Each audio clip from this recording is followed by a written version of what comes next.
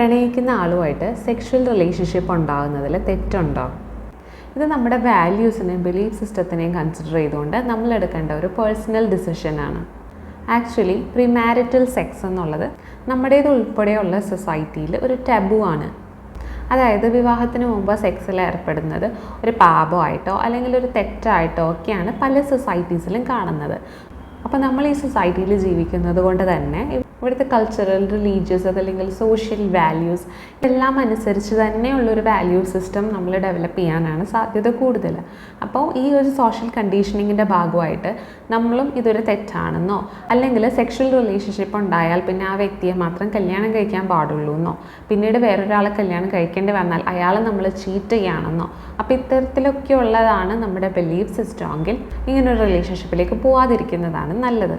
പിന്നീട് അയാളെ കല്യാണം കഴിക്കാൻ പറ്റാത്തൊരു സിറ്റുവേഷൻ വരികയോ അല്ലെങ്കിൽ ഒരു ബ്രേക്കപ്പ് എന്ന് പറയുന്ന ഒരു പോയിന്റ് വരുന്ന സമയത്ത് പ്രത്യേകിച്ച് സ്ത്രീകൾക്ക് ഇത് ആക്സെപ്റ്റ് ചെയ്യാൻ വളരെ ബുദ്ധിമുട്ടുള്ളതായിട്ടാണ് കണ്ടിട്ടുള്ളത്. അതായത് അവർക്ക് പിന്നീട് ഇത് ഓർത്തുകൊണ്ട് റിഗ്രറ്റ്, ഗിൽട്ട്, ഷെയിം ഇതുപോലുള്ള ഇമോഷൻസ് ഒക്കെയാണ് ഉണ്ടാവാറുള്ളത്. ഇനി അതല്ല, ചില ആളുകളെ സംബന്ധിച്ചിടത്തോളം അവർക്ക് ഇതൊരു സെൻസ് ഓഫ് ലിബറേഷൻ അല്ലെങ്കിൽ ഫ്രീഡം ഒക്കെയാണ് നൽകുന്നത്.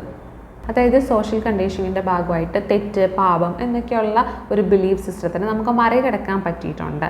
നമുക്ക് ഇതൊരു സെൻസ് ഓഫ് ലിബറേഷൻ അല്ലെങ്കിൽ ഫ്രീഡം ഒക്കെയാണ് തരുന്നത് എങ്കിൽ ഇങ്ങനൊരു റിലേഷൻഷിപ്പ് ഉണ്ടാകുന്നതുകൊണ്ട് പ്രോബ്ലം ഒന്നുമില്ല. മാത്രമല്ല ഇതിന് ചില ബെനിഫിറ്റ്സും ഉണ്ട്.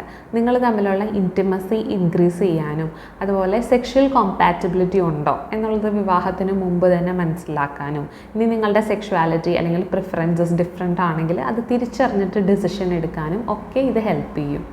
അപ്പോൾ ഇങ്ങനൊരു ഫിസിക്കൽ റിലേഷൻ വേണോ വേണ്ടയോ എന്ന് തീരുമാനിക്കുന്നതിന് മുമ്പ് നിങ്ങളുടെ ബിലീഫ് സിസ്റ്റം, നിങ്ങളുടെ വാല്യൂസ് എന്താണ് എന്നുള്ളതൊന്ന് സ്വന്തമായിട്ട് ഇവാലുവേറ്റ് ചെയ്ത് നോക്കുക. അതിന് ശേഷം മാത്രം ഈ ഒരു ഡിസിഷൻ എടുക്കുക.